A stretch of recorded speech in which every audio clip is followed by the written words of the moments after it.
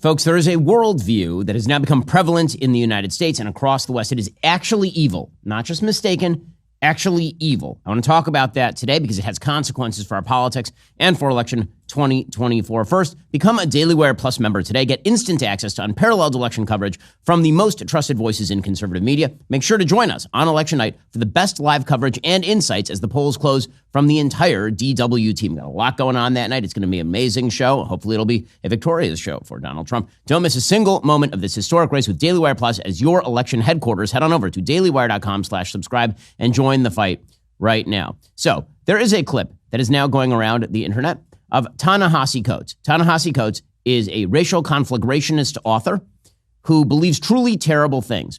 He's been given pretty much every award that our stupid society has to offer, that our self-defeating white liberals have to offer. He has, for example, received over the course of his career a wide variety of awards. He was given, for example, a MacArthur Fellowship from the MacArthur Foundation. He won a George Polk Award in 2014 for commentary. He was given a 2015 National Book Award for nonfiction. He is the toast of the town. Ta-Nehisi Coates is treated as though he is a moral paragon, a sort of prophet of our times. That is just how he is treated. He's treated by the entire media this way. I mean, so much so that if you ask him a difficult question, all of CBS News melts down, which is what happened last week. He was on a show. A reporter asked him a tough question, and that reporter then took it directly in the teeth from the CBS News brass. But what Ta-Nehisi Coates believes is actually evil, and it is emblematic of a broader worldview that has now infused large swaths of the Democratic Party. Not every Democrat, large swaths of the upper elite of the Democratic Party believe exactly what Ta-Nehisi Coates believes. Huge swaths of the left in Europe believe what Ta-Nehisi Coates believe. So Ta-Nehisi Coates, just so that you know who he is, and the reason why he's important, again, this is a person who's considered perhaps the leading intellectual light of the left in the United States, for sure. And Ta-Nehisi Coates, he was questioned, as we say, on CBS News because he has a new book out called The Message. And this book, The Message, is basically just a rabid screed about how evil Israel is. Now, prior to that, he'd used the same exact worldview to talk about how evil the United States is. But the thing that's setting people's hair on fire is what he said in an interview with former alleged comedian Trevor Noah. So here he was justifying the October attacks and saying that were he a Palestinian, he himself might have entered Israel and men, women, children engaged in, who knows? Here is Ta-Nehisi Coates explaining. And I haven't said this out loud, but I think about it a lot. 20 years old, born into Gaza, which is a giant open-air jail.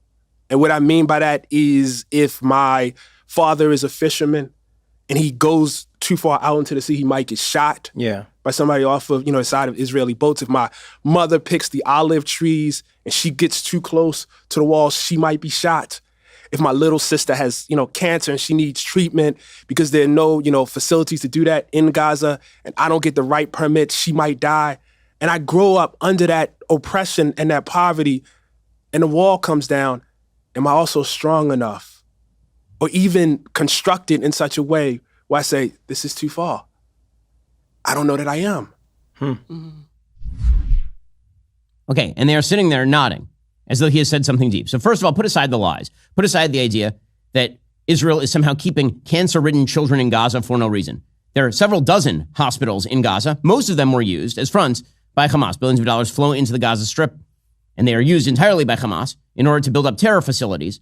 But it is also true that many of the people who were in the Gaza envelope by Hamas were people who literally made it their daily business to drive people with cancer from Gaza to Israeli hospitals. In fact, Yahya Sinwar, the leader of Hamas, was in jail, and the Israelis treated him for brain cancer, healed him, and then released him. When he's talking about people being shot for picking olive trees. No, if you get too close to the no man's land in the border area and you refuse to obey orders, then you are taking risk in your own hand. Put aside all of that. Listen to the simple insanity of what he is saying. He is justifying the massacres of October because they are the quote-unquote victims. So Ta-Nehisi Coates spends a lot of time justifying the unjustifiable. Something else unjustifiable, paying the kinds of money that you are paying to the big phone providers. Every year when Apple releases the new iPhone, the big carriers play those same old games. Sign your life away for the next 2 years, get a free iPhone. It's Don't fall for that one. With Pure Talk, you can get great savings on the new iPhone 16, and you can still get an affordable data plan that fits your needs on America's most dependable 5G network. How would I know? Because I have the new iPhone 16 from Pure Talk. Bottom line, stop falling into the same traps and overpaying for data you're not going to use. With Pure Talk, for just $35 a month, get unlimited talk, text, and 15 gigs of data, plus mobile hotspot on America's most dependable 5G network. Here's the best part. When you switch your cell phone service to Pure Talk on a qualifying plan, you get 1 year free of Daily Wire Plus Insider. That's access to our full library of DW Plus movies, series, and documentaries, including Lady Ballers, What is a Woman, Mr. Bertram, and Run, Hide, Fight. Plus, uncensored ad-free daily shows, 1 year free of our kids' platform, Bentkey, and your very own free Leftist Tears Tumblr. The only way you can get this special offer is by going to puretalk.com/Shapiro or call and mention my name. Stop overpaying for your cell phone plan right now. Go to puretalk.com/Shapiro today. Switch to a qualifying plan. Get 1 year free of Daily Wire Plus Insider. Now, to understand why this matters for America, you have to understand that this is not about Israel for Ta-Nehisi Coates. It's about something far deeper. And when he is justifying terrorism, what he is really doing is saying that if you're a member of a victim class, a class that he, as a self-appointed prophet, gets to define, if you are a member of a victim class, you have the right, nay, perhaps the obligation, to engage in full-scale violence and terrorism.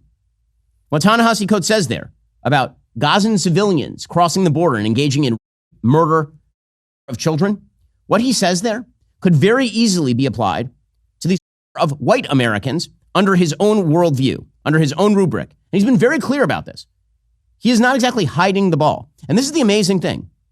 There's nothing new here, by the way. Jean-Paul Sartre, who's a ridiculous communist French philosopher who was taken seriously for half a century by nitwit liberals, wrote the exact same thing in his introduction to a book called The Wretched of the Earth by Frantz Fanon, in which he suggested that the West should essentially accept violence upon itself from third world peoples in order to expiate its own sins of colonialism. That's what Ta-Nehisi Coates believes. If you're a member of a victim class, you should be able to do violence to people who are members of the quote-unquote victimizer class. And again, anybody who's a member of a quote-unquote victim class, according to Ta-Nehisi Coates, has literally no agency. And if you're a member of a victimizer class, according to Ta-Nehisi Coates, you deserve violence to be done to you and your children. And again, this is part of a broader worldview that applies to the United States. And this is the part that's so sick about what's happening in the United States. This worldview has been taken into the bones of the left. This used to be a fringe crazy town worldview. Jean-Paul Sartre was not representative of the party of, say, Hubert Humphrey in the United States in 1968. But Ta-Nehisi Coates is a lauded, celebrated, champagne-drenched intellectual in the pages of The Atlantic. He is treated as though he has something important to say. So I want to trace his ideology a little bit here, because then you'll understand that what he's saying about Israel is really not about Israel at all. So he comes out with a book called Between the World and Me. That book comes out in the year 2015, right in the middle of the racial reckoning, right? Because after all, Ferguson happened in 2014. And this is his worldview, Ta-Nehisi Coates. Okay, he says about experiencing, his big example of experiencing racism in the United States is that one time he was on an elevator and someone said something to his child, and this was a telescoping of all America's racist history into an incident on an elevator in New York. Okay, here's what he writes in Between the World and Me. Quote, "As we came off, you were moving at the dawdling speed of a small child." The whole book is written as a letter to his child. "As we came off, you were moving at the dawdling speed of a small child. A white woman pushed you and said, 'Come on.' Many things now happened at once. There was the reaction of any parent when a stranger lays a hand on the body of his or her child. And there was my own insecurity and my ability to protect your black body and more. There was my sense that this woman was pulling rank. I knew, for instance, that she would not have pushed a black child out on my part of Flatbush because she would be afraid there and would sense, if not know, that there would be a penalty for such an action. But I was not out on my part of Flatbush, and I was not in West Baltimore, and I was far from the Mecca." The Mecca is what he suggests is sort of the racial utopia. "I forgot all of that. I was only aware that someone had invoked their right over the body of my son. I turned and spoke to this woman, and my words were hot with all of the moment and all of my history." So first of all, the overall purple writing is beyond, but understand the incident that is the supposed inciting incident for his realization about race in America. He's on an elevator with his child, and a white woman is irritated the kid isn't moving fast enough in New York, a place of the rude. He immediately telescopes all of America's terrible, evil racial history into this incident. It never occurs to him that maybe the lady's just rude. Never occurs to him that maybe she's in a hurry because she has a reason to be in a hurry. No, it's all of America is racist and evil. And you can find that out by looking into the eyes of another person and never asking them a question. because Ta-Nehisi Coates, as an incredibly rich and celebrated author, is a victim, and that white lady in the elevator was a victimizer, a racial victimizer, not just a victimizer of the child by being rude, a victimizer in a class sense. She's a member of a victimizer class. So what does that mean for Ta-Nehisi Coates? It means, for example, that he doesn't give a shit about 9/11. Okay, he actually says this in Between the World and Me. It is beyond comprehension that this country grants the worldview of people like Ta-Nehisi Coates any time of day at all, let alone making this person a celebrated author. He's a moral imbecile. But that's too kind, because imbecility suggests that stupidity lies at the root of this. It's not imbecility. It is malign evil, the worldview that Ta-Nehisi Coates expresses. By the way, this is nothing new. I've been saying this for a decade. Everybody else just catching up. Here is what he says about 9/11. This is about, by the way, firefighters and police officers on 9/11. Because remember, America is a racialist, evil country in which there's a white supremacist class and then victim classes, and he's a member of the victim class. So he talks in his book about 9/11, and he's talking about the firefighters and police officers who were turned to ash. Quote, "They were not human to me. Black, white, or whatever, they were menaces of nature. They were the fire, the comet, the storm, which could, with no justification, shatter my body." Now, he uses, throughout his writing, the term body because he believes, I assume, that if he says body as opposed to me, now this makes it have more import because now it's all about the physical being of black people or something. In reality, it's just a cheap way of trying to buy literary cred. But he then explains in an interview with New York Magazine that same year that the death of one particular black person at the hands of police so alienated Coates, this is New York Magazine, that when he watched 9/11 slightly stoned on the roof of his Brooklyn building, he recalls that he felt nothing at all. "You must always remember," Coates writes to his child, "that the sociology, the history, the economics, the graphs, the charts, the regressions all land with great violence upon the body." This is the setting up of a victim class that is then justified in doing literally anything. He feels nothing about 9/11, nothing. And let me just express something to you. If you feel nothing about 9/11, on 9/11, you should not be in the United States. It is that simple. You do not belong in the West. If you feel nothing about 9/11, the gravest act of evil of my lifetime, you don't deserve to be here. You don't deserve to be living off the fruits of the civilization that you are currently leeching off of, which is what Ta-Nehisi Coates is. He is a scavenger. He is a leech on the body of civilization, of Western civilization. And frankly, thinking about Ta-Nehisi Coates is not great for my health. There are a lot of things that, in fact, are not great for your health. One of them is, God forbid, natural disaster hits and you can't have access to the medicines you need. This is why you need the wellness company. We've seen a bunch of natural disasters lately, from the Maui fires to Hurricane Helene, Hurricane Milton. Those catastrophic disasters are taking out entire towns. So what if you actually don't have the medicine you need? Right? Well, that's why you need to head on over to the Wellness Company, because being prepared in advance is your best defense against the unexpected. The Wellness Company's emergency kits completely remove the gatekeeper. They subside panic by providing you with a personalized mini pharmacy in the convenience of your own home. Bacterial infections, staph, bite wounds, UTIs, strep throat, respiratory illnesses. You no longer have to be at the mercy of somebody else to help you. You keep a fire extinguisher handy in case there's a fire. It's probably a good idea to have some basic medicines handy in the event you need them. Same mindset, different product. Getting an emergency kit is fully digital, all from the convenience of your couch. You fill out an intake form, a pharmacist reviews and approves it. You receive the kit in 2 weeks. The medical board approved guidebook tells you exactly what to do. This is preparedness simplified. Invest in your family's self-managed insurance plan. Go to urgentcarekit.com/Ben. Use promo code Ben. Save $60 and get free shipping. USA residents only. That's urgentcarekit.com/Ben to save $60. urgentcarekit.com/Ben. In that same book, he talks about his generalized worldview. He talks about slavery reparations. There's an article in 2014 that really sort of exploded him on the scene. It was this terrible article for The Atlantic about slavery reparations. And we were all supposed to pretend that it was deep. It was really, really not deep. It was incredibly stupid. Basically, the idea was America is a terrible racial place with a terrible racial history. Therefore, black people deserve reparations. He doesn't explain how that would happen. He doesn't explain the pragmatic method by which you would determine whether someone ought to receive reparations or pay reparations. It was simple. Everything to Ta-Nehisi Coates is simple, not because he's a simpleton. I don't think that he's a simpleton, right? It's easy to attribute simplistic ideas to morons. I don't think he's a moron. I think that evil constantly masquerades as simplicity in cases like this.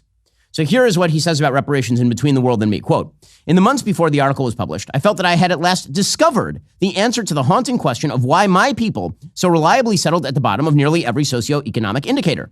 The answer was simple. There it is, very simple. The persistence of our want was matched exactly to the persistence of our plunder. I was blessed with a gift, and the gift was not simply the knowledge that they were lying about us, about this country, about themselves, but the proof. Right? That is simple. That is simple. Failure equals victimization.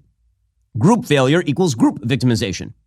Now, the problem for Ta-Nehisi Coates is that there are an awful lot of members of groups in the United States and elsewhere who have been historically victimized.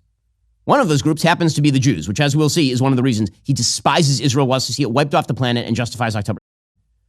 It turns out that when other victimized groups in history and today succeed, this thwarts his entire victimizer narrative.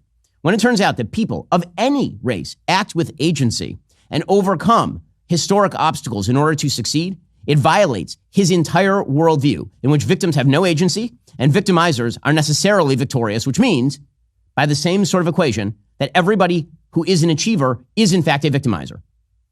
And he makes this clear, fast forward 10 years, and you're now in The Message. Okay, The Message is his new book, the one that we are supposed to treat as though it deserves some sort of great moral respect.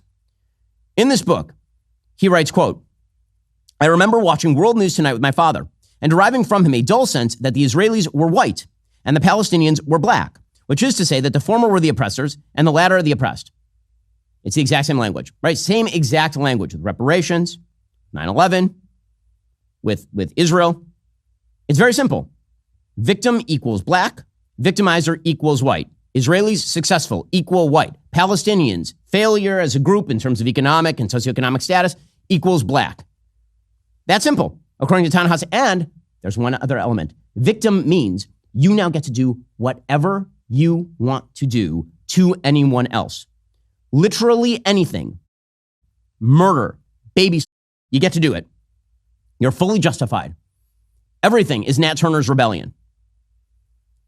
So he says about Israel, quote, I don't think I ever in my life felt the glare of racism burn stronger and more intense than in Israel. There are aspects I found familiar. The light-skinned Palestinians who speak of passing, the black and Arab Jews whose stories could have been staged in Atlanta instead of Tel Aviv.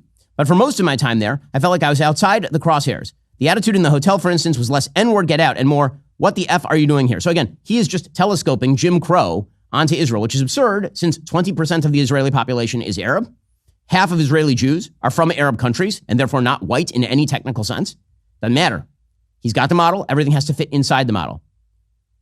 Now, why is this important? The reason it's important is because Ta-Nehisi Coates, as a lauded intellectual, is not actually just speaking for himself. He is representative of a much broader contingent in the American left, as evidenced by the fact that Trevor Noah is sitting there and nodding at him. So Trevor Noah, who had a show for years on Comedy Central, where I'm not sure he ever told an actual joke, he not only does he sit there and nod at Ta-Nehisi Coates as he says these truly evil things, he then explains that October is basically like the American Revolution, which is strange since George Washington and the colonials did not, in fact, travel to Britain, babies in their crib, every British woman they could find. Strange. Here, the moral insanity of these people. But again, I hesitate to say insanity because I don't actually think they're insane. I think they're quite sane. They're just evil. Here's Trevor Noah being evil. If you remove every context from everything, then everything could go anywhere. Right. You know what I mean? Right. If you remove America's history and America's journey, America's this, then it's like, yeah, those people who fought against the British, they were terrorists. Mm-hmm. Yeah. Mm-hmm. Right. You know what I mean? You can call it like, the Boston Tea Party. That's terrorism. Okay, so we are now back to one man's terrorist is another man's freedom fighter. This was an argument actually made by people like Michael Moore during the insurgency in Iraq. This has been a deep-rooted part of left-wing ideology for a very long time. That the West is evil. Anyone who attacks the West is then necessarily victimized by the West and good. And here's the thing. It is indistinguishable in many ways from the ideology of somebody like Barack Obama, who is actually president of the United States. I'll read you a quote. This is a quote from either Ta-Nehisi Coates or Barack Obama. You choose. Quote, I know, I have seen the desperation and disorder of the powerless, how it twists the lives of children on the streets of Jakarta or Nairobi, how easily they slip into violence and despair. He compares those, by the way, to the south side of Chicago.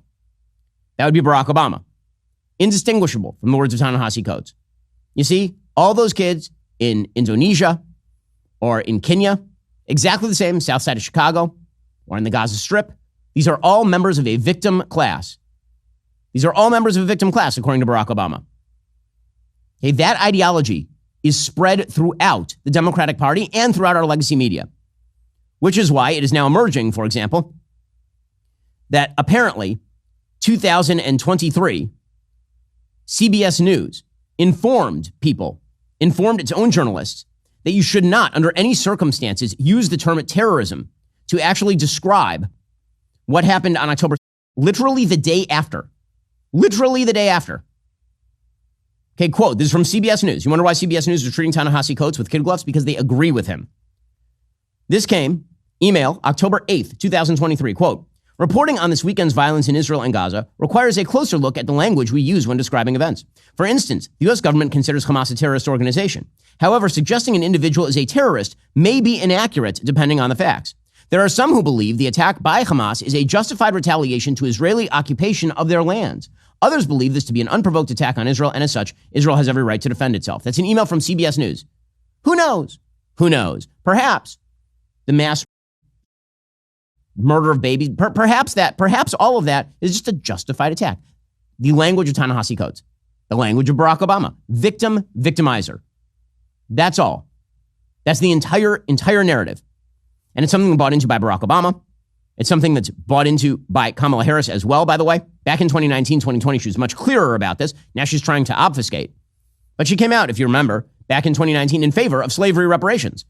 She said, quote, we had over 200 years of slavery. We had Jim Crow for almost a century. We had legalized discrimination, segregation. We have to recognize that everybody did not start out on an equal footing in this country, and in particular, black people have not. Now, this worldview, folks, is rancid. It is toxic. It is spoiled. But you know what you can't afford is spoiled meat. You need the best meat. This is why you need Good Ranchers. Good Ranchers is not only an amazing partner on this show, they are huge supporters of the paralyzed veterans of America. Every order supports American farms and American veterans. Good Ranchers is focused on what really matters, delivering top-notch meat from American farms directly to your door. Good Ranchers meat isn't just free from antibiotics, seed oils, added hormones. It's a cut above the rest. We're talking 100% American beef, pork, and chicken. Get this. Right now, Good Ranchers is running a presidential promo. Subscribe to any of their boxes. You get a free add-on for 4 years. That's right. Until the next election, you get extra chicken, beef, bacon, or salmon in every single order. Plus, every cut is pre-trimmed and vacuum sealed. That means less prep work and more time enjoying your meal with family. With my exclusive code Shapiro, you'll get an additional $25 off your first box and free express shipping. Remember, you're not just choosing dinner, you're choosing to support American farmers and enjoy the best meat this country has to offer. So don't miss out. Use code Shapiro at goodranchers.com today to claim this presidential promo worth over $1,200 and bring 100% American meat to your family meals until 2028. You wonder why Kamala Harris was bailing out rioters in 2020? The reason she was bailing out rioters is because in large scale, she agrees there are victim classes in the United States, and those victim classes have a right to be revengeful on the civilization that houses them. That is the generalized worldview here. It is hideous. It is evil. It is dangerous. And again, it is not in any way anomalous. It is not an anomaly what Ta-Nehisi Coates is saying. There are people across America who actually believe it. They're largely on our college campuses, in the legacy media, in cloistered enclaves in New York City and San Francisco and Los Angeles and Chicago. But that is a very powerful cadre of people who believe that. And it's quite terrible. And it is intolerable for a country that hopes at some point for some level of unity, for a country that wishes to defend itself, for a civilization that is worth defending. By the way, the aftermath of the Ta-Nehisi Coates interview on CBS News, which we've talked about this week, the one where he was questioned by a journalist, the aftermath of that is that CBS News, after that interview between Tony Dokoupil and Coates, they didn't just bring in Dokoupil for a struggle session in front of the entire legacy media staff at CBS News. They then promptly informed all of their journalists they should stop identifying Jerusalem as being part of Israel, despite the fact that Jerusalem is the capital of Israel. Because you see, to acknowledge basic facts and truth runs counter. And there are a lot of people today who are saying, well, Ta-Nehisi Coates, he just makes a bunch of factual errors in his book. Those are not errors. He's lying. He doesn't care enough to find out whether it's true or not, because facts are irrelevant. Remember, if you're a member of the victim class, it's not just that you get to murder. If you're a member of a victim class, according to Ta-Nehisi Coates, you get to lie. Why wouldn't you? After all, it's just a power game. That worldview is evil with a capital E. And we shouldn't forget it. There are lots of disagreements we can have in politics, lots of them in the West. We can disagree about tax rates. We can disagree about the role of government in our lives in terms of subsidies and in terms of regulation. We can disagree in terms of foreign policy, who ought to be backed and to what extent.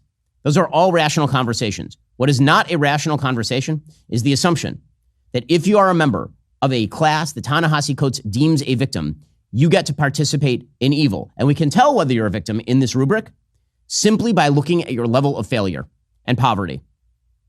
That is not a conversation. That is a cudgel. And huge parts of the left are wielding it today.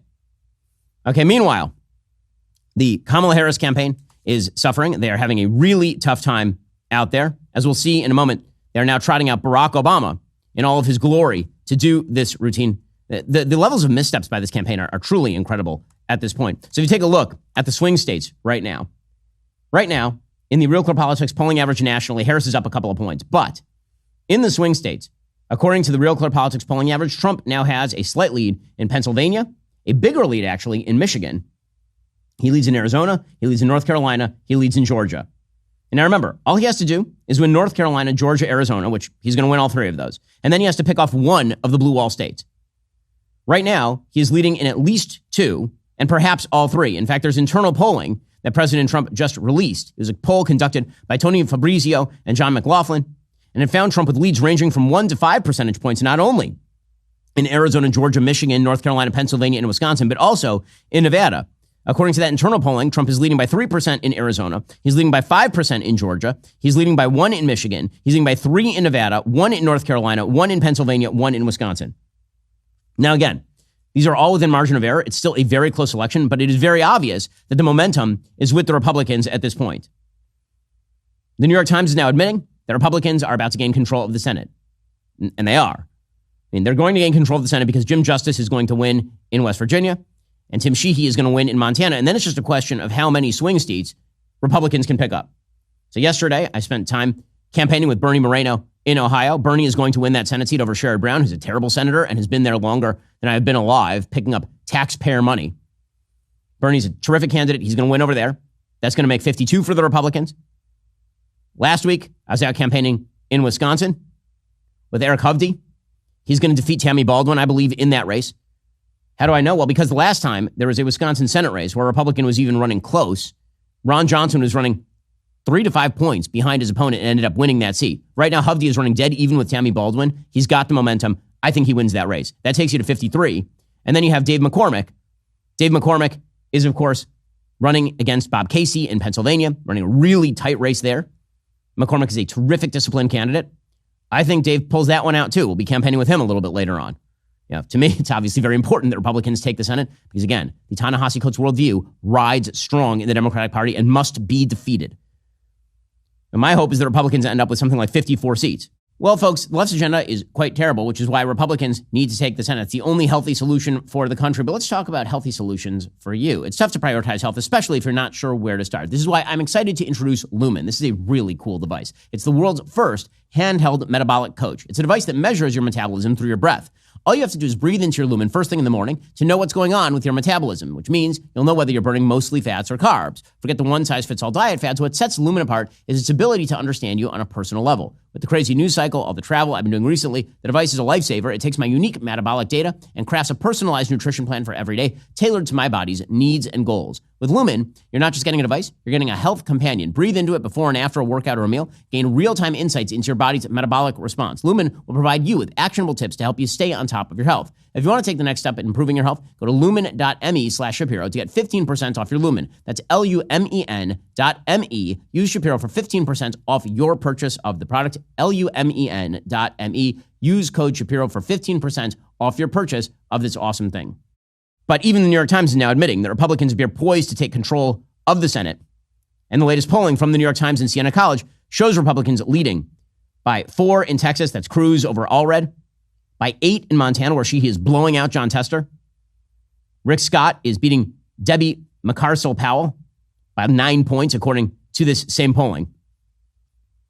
So it looks very much as though Republicans are in control in the Senate races. There is one race that's sort of weird, and that is the re-election bid of Senator Deb Fischer, Republican of Nebraska. She's running against an independent named Dan Osborne, and that one is looking a little tighter than it probably should. But Democrats certainly do not have the momentum at this point in time, and they're basically admitting it. According to Politico, Democrats are deploying prominent black surrogates to Michigan to deliver an urgent plea. Black men, we need you. This is one of the reasons why people like Barack Obama are going back out on the trail. Black turnout for Kamala Harris is not nearly what it was for Barack Obama, for a wide variety of reasons, including the fact that Kamala Harris is running a really anti-male campaign. Black males in particular are not warm to it. They see her as what she is, an upper crust coastal elite who has no connection to their lives or their problems. They are correct in this assessment, by the way. Obama is out there campaigning on behalf of Kamala Harris. And I have to say, the way that he talks to black men, as though membership, again, in the black category means you inherently have to vote for the other black person, is really pretty insulting. It really is. As though all black people have the same experience in the United States or the same ideas in the United States. And blackness is not a religion like Jewishness, right? Judaism has a religious component. You can be a black liberal, you can be a black conservative. It's a color of your skin. But according to Barack Obama, you need to vote for Kamala because Kamala is a member of your victim class. We have not yet seen the same kinds of energy and turnout in all quarters of our neighborhoods and communities as we saw when I was running. Now, I also want to say that that seems to be more pronounced with the brothers. So if you don't mind, just for a second, I'm going to speak to y'all directly and say that when you have a choice that is this clear, when on the one hand you have somebody who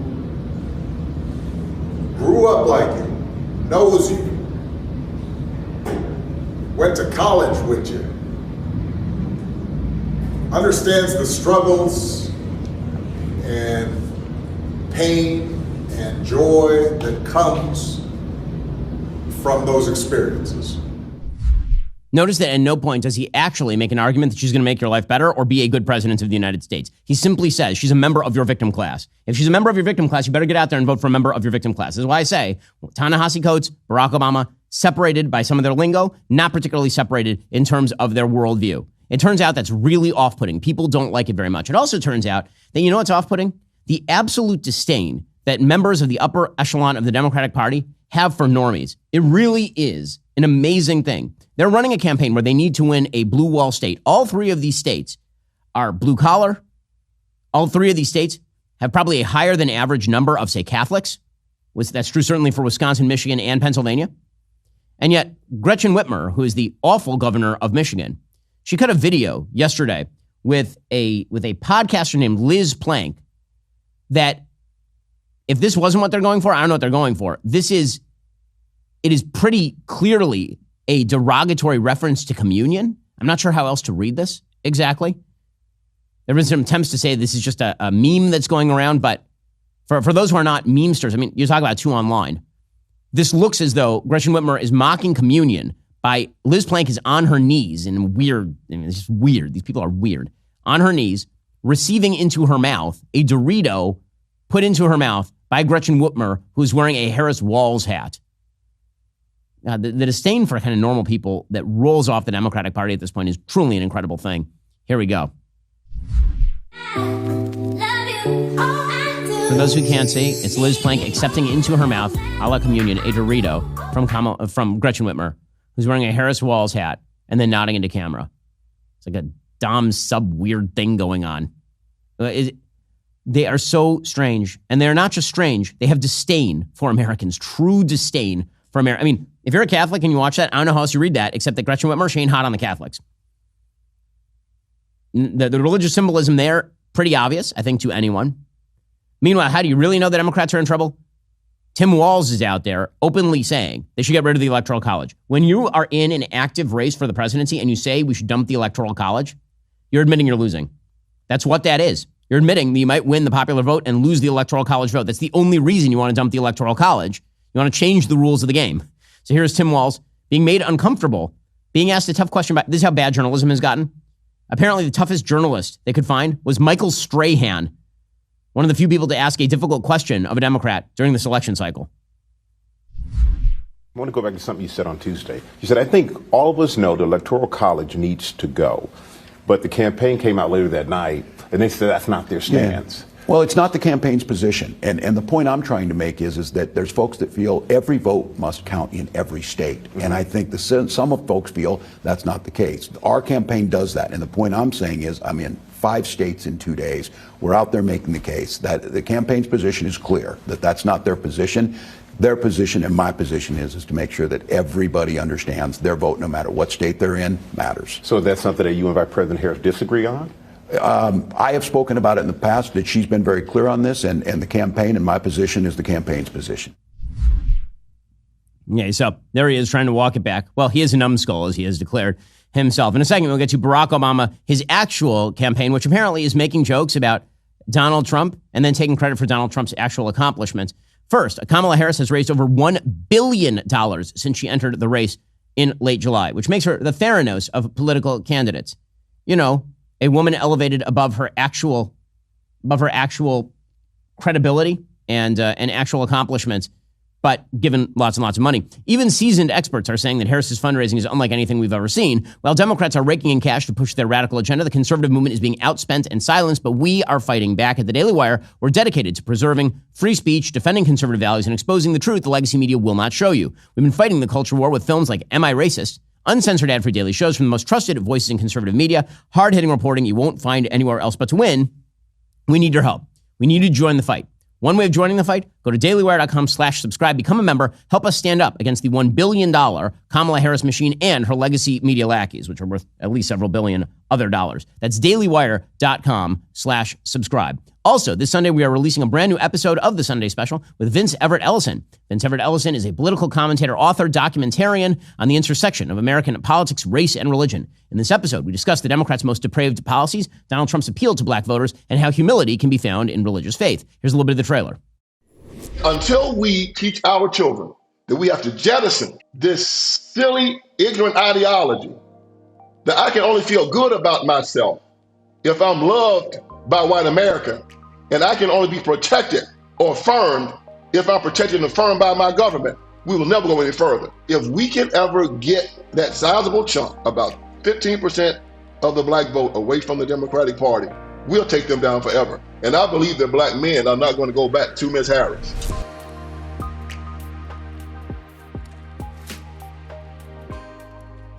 Don't miss this awesome episode of the Sunday Special with Vince Everett Ellison. So again, Barack Obama is out on the campaign trail in favor of Kamala Harris. He's trying to convince young black men to vote for Kamala Harris. He did that by going to some sort of event and then telling them they need to vote for Kamala Harris because she's black and they're black, so vote for her. He also suggested, of course, they might be sexist, and that's the reason they're really not voting for her, that if she were a black male, maybe they'd vote for her, but she's a black female and they're misogynist. So we'll see how that works out for him. He also went on the campaign trail and then proceeded to be himself. And I got to tell you, the power of Barack Obama is non-transferable. He himself is popular. He has never shown any aptitude for transferring that popularity to anyone who's not named Barack Obama, which is why over the course of his presidency, he lost a dozen governorships, he lost a ton of Senate seats, he lost an enormous number of House seats and state legislatures all over the country. It turns out that the backlash to Barack Obama did not come in the form of a direct electoral backlash to Obama himself. It came in the form of, a backlash to his entire party. So he's out there being himself, and it's not, I don't think it's particularly great for Kamala Harris, frankly. So first, he tries to claim Trump's economy as his own, which is pretty amazing. Right? So you can't have it both ways. Either Donald Trump's economy sucked and he shouldn't be president, or Donald Trump's economy was awesome and he should be president. Obama seems to want to have it both ways. He seems to want to say that Donald Trump's economy was bad, but also it was great, which is why it actually was not Donald Trump's, it was Barack Obama's. Try to follow the big brain logic here from Barack Obama. The reason some people think, wow, I don't know, I remember that economy when he first came in being pretty good. Yeah, it was pretty good, because it was my economy.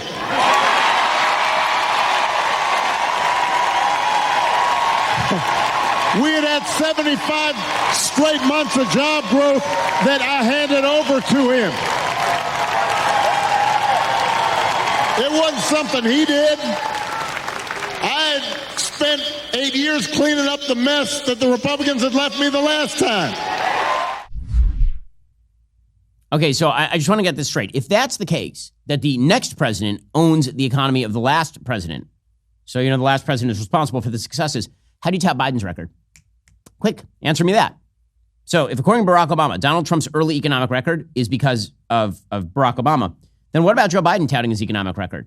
Is that also because of Donald Trump? Like, how does that work exactly? He's so arrogant and he's so egocentric. It really is quite terrible. And then he told some jokes about how Donald Trump is selling Bibles or something. Again, here's the thing about Barack Obama.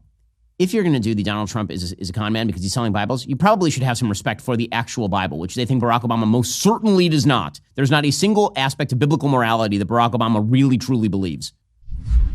Constant attempts to sell you stuff. Who does that? Selling you gold sneakers and a $100,000 watch and most recently a Trump Bible.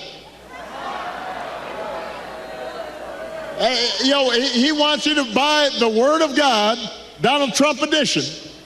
Got his name right there next to Matthew and Luke. I mean, you could not make this stuff up. If you saw it on Saturday Night Live, you'd say, well, no, that's going too far. No, he's doing that. Well, I mean, at least Donald Trump's fans want to buy the Bible, as opposed to fans of Barack Obama who apparently want to discard it entirely. There's a guy who called people who believe in God and the Bible bitter clingers. So yeah, forgive me if I don't take your newfound biblical respect all that seriously. And then, of course, Barack Obama roasted Trump, suggesting that he has to change his own diapers because Donald Trump is, of course, really old, which is weird because 5 seconds ago he was saying Joe Biden was the best candidate for president. By the way, Joe Biden's still the president. I remember buying diapers. I remember the first time I went in the store, right after Malia was born. I was like, what? That's how much diapers cost? I remember changing diapers. You think Donald Trump ever changed a diaper?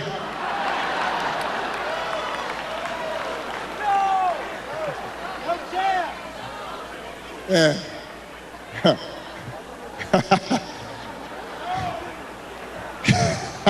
I almost said that, but I decided I shouldn't say it.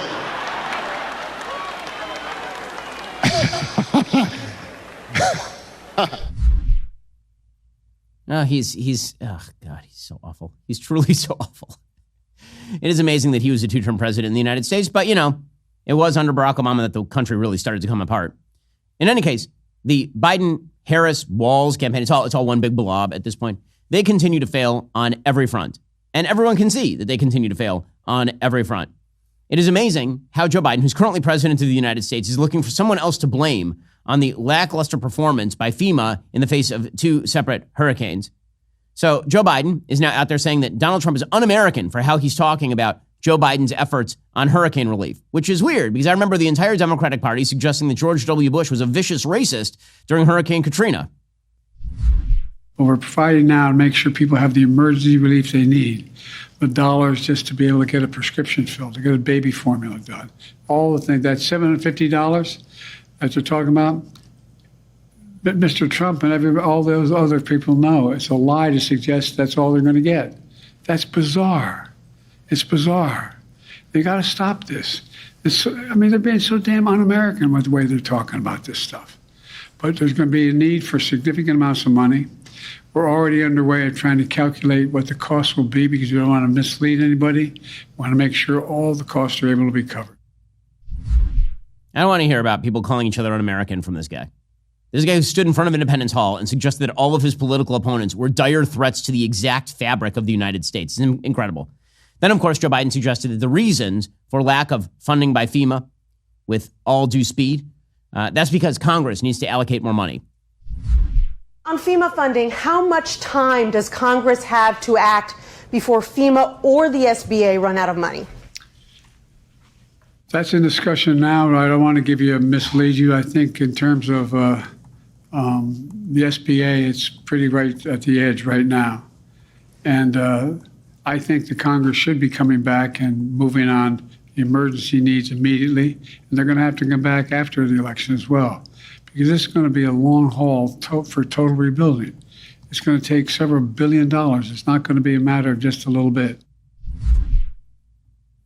Okay, so Apparently he needs more money, right? Only one problem. He doesn't, actually. It turns out that there's still about $11 billion in FEMA disaster funding that has been allocated.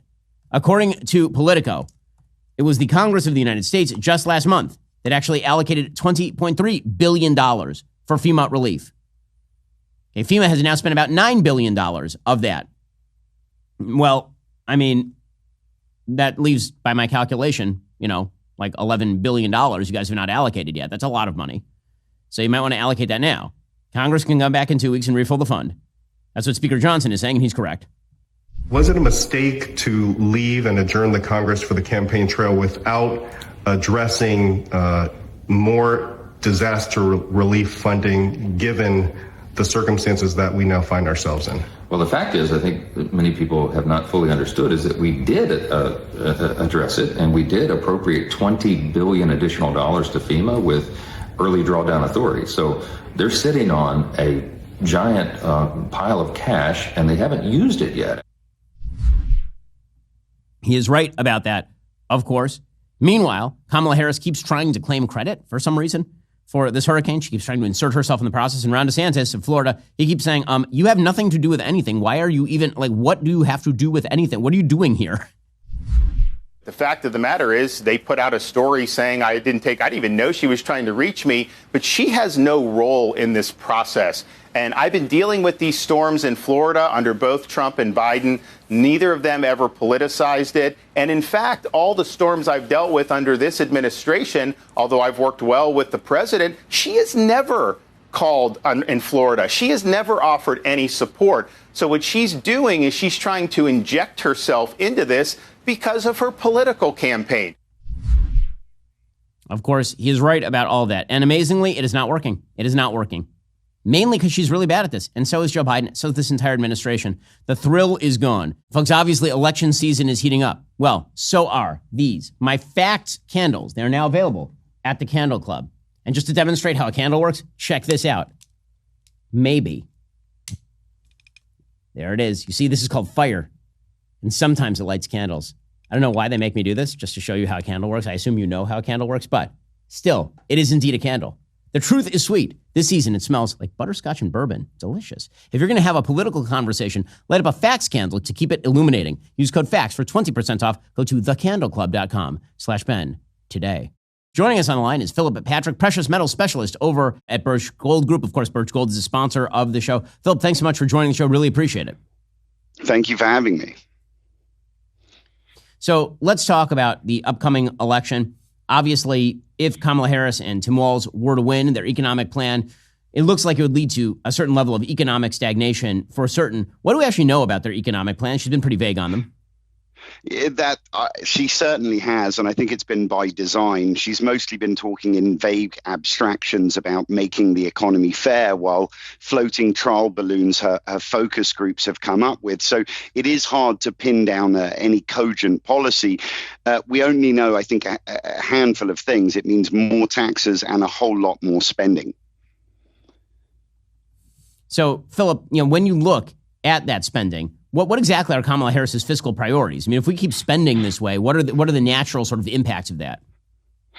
Look, the reality is, from what we can see, her proposal is Bidenomics 2.0. Literally, she's promising to spend $2 for every dollar Biden wanted to spend. We're talking, Biden wanted a $25,000 in down payment assistance for first generation home buyers. Kamala wants it for first generation or for home buyers, full stop, first time.